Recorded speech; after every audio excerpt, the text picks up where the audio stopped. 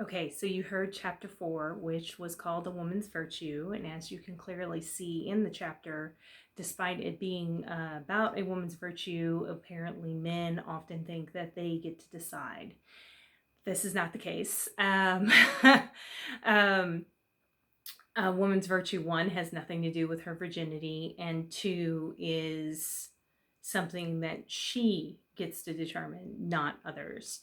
A good example of that in that chapter is you have the Council of Men clearly telling her that if they examine her and they see that she is not virtuous, that it's her fault.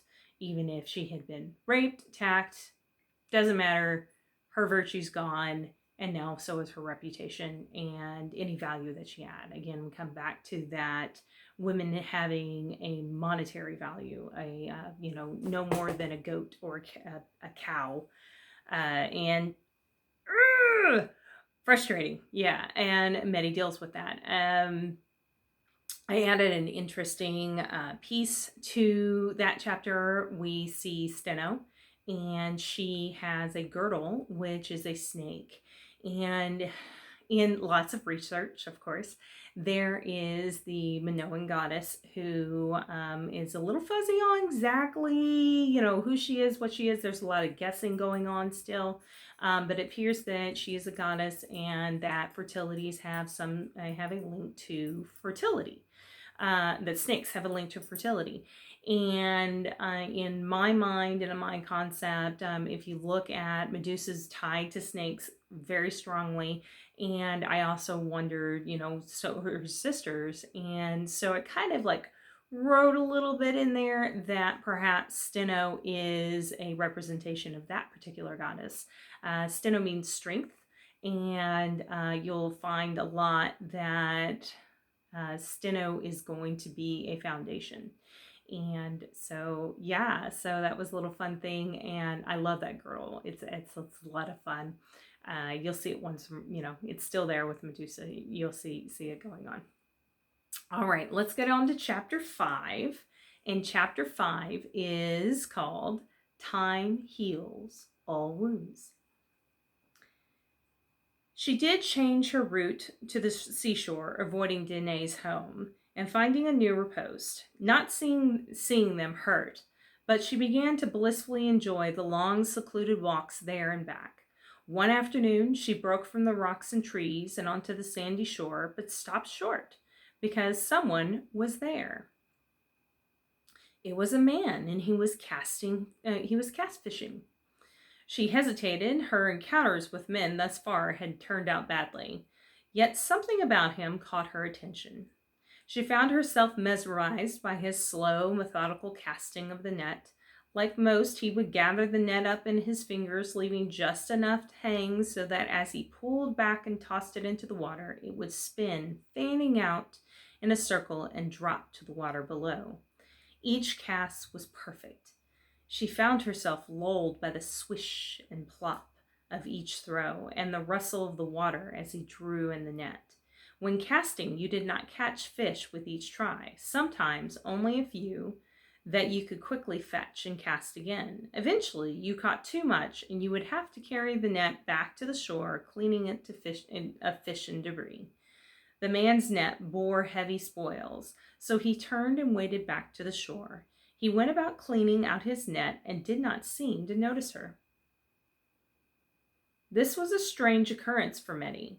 Then she noticed that he didn't look at his net either. Instead, he would paw it till he felt something, and when the fish flopped in hopes to find freedom, he would snatch it up and slip it into his bag. Without paying any notice, without paying her any notice, he went back to casting. Medi shook herself out of her daze and decided to approach. She came to fish, and that was what she would do. She strode up the shoreline and waded in at the respectable distance from him and began to cast. As usual, her mind cleared and relaxed.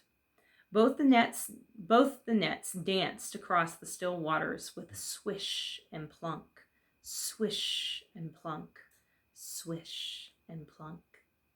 They fished in silence, listening to each other's actions but saying nothing. She did not look at him, and he did not look at her. Eventually, both nets scored large enough catches to be brought ashore. As they cleaned out their mutual nets, he finally spoke. I seem to be catching more seaweed than fish. Do you need some? It's edible as long as after a long dry in the sun. Meddy shook her head and kept working. Did you answer? He asked politely. She turned to look at him with a furrowed brow. He looked in her direction, waiting for an answer. No, thank you.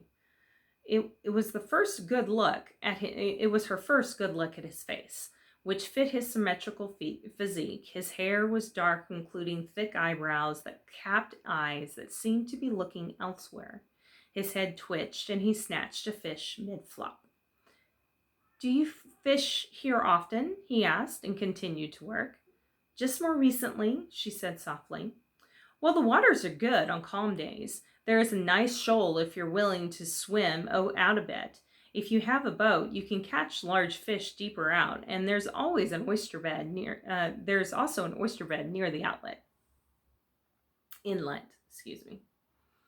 Thank you, she replied, finding his openness odd, but not unpleasant. They both returned to their task, working in silence. Swish, plunk, swish, plunk, swish, plunk.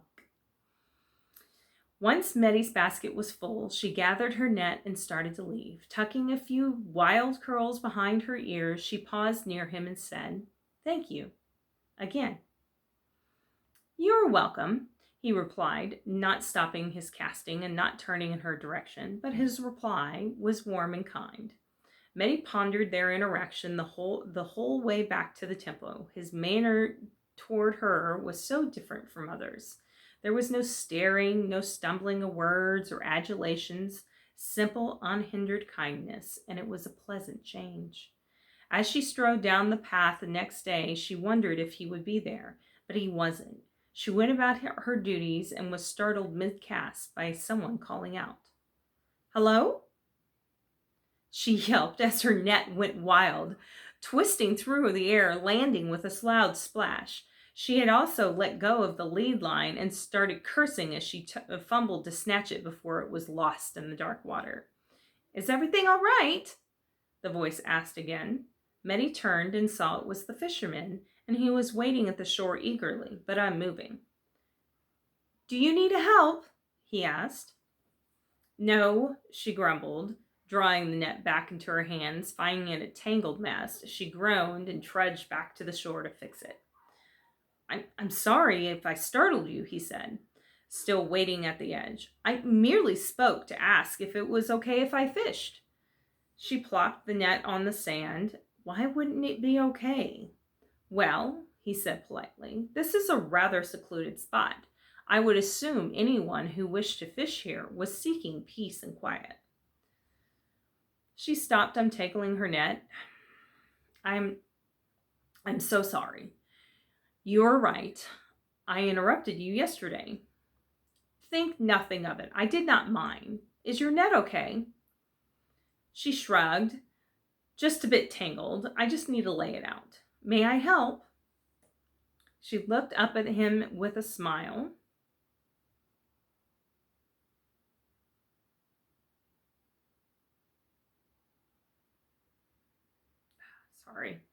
She looked up at him with a smile. You may. She saw he was looking down at her, but not directly. Then, as he kneeled to help, she watched his hand groping for the net. She gasped lightly in final realization. He smirked. So you finally noticed. You can't see, she softly exclaimed. He nodded, but kept working to straighten out her net.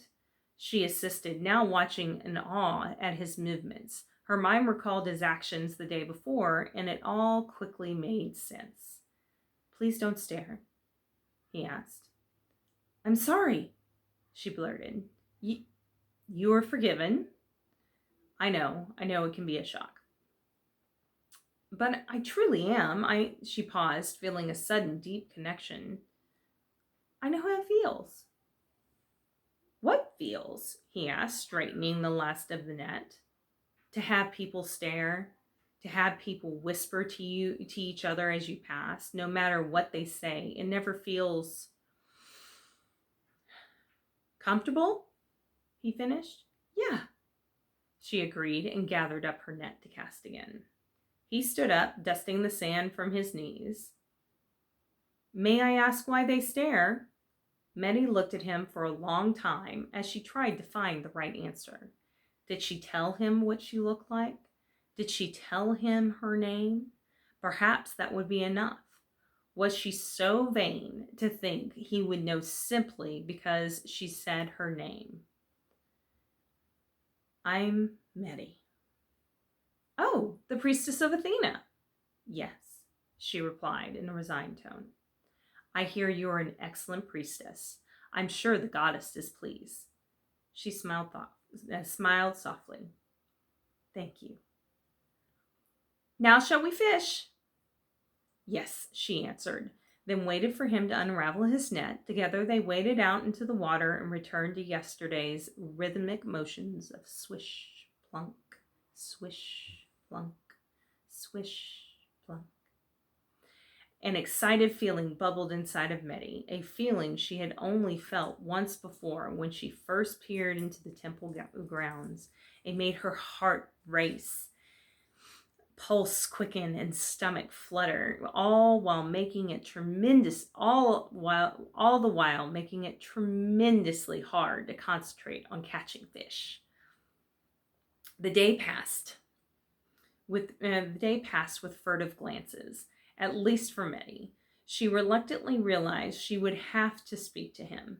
Instigating conversation was never her strength. People talked at her, especially men. She just had to be ready to respond. But now this fisherman was not staring at her, enamored. He was not doing anything to strike up a conversation. He was simply fishing. So, do you fish here often?